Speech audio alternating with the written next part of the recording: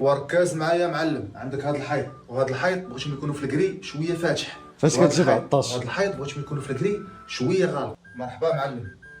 A few moments later. معلم ها الخدمه اللي وصيتيني عليها والله يعاونك. العطاس ناضي في خدمته. او بالسربه وزعما يلاه جايب لك اتاي. عندك يا سيدي هذا الحيط وهذا الحيط غادي نشوف اللي تيخدم النهار هذا. غادي نخدموهم غدا. وهذا الحيط وهذا الحيط غادي نخدموهم بعده. والبلافو غادي نخدموه النهار اللي من بعده.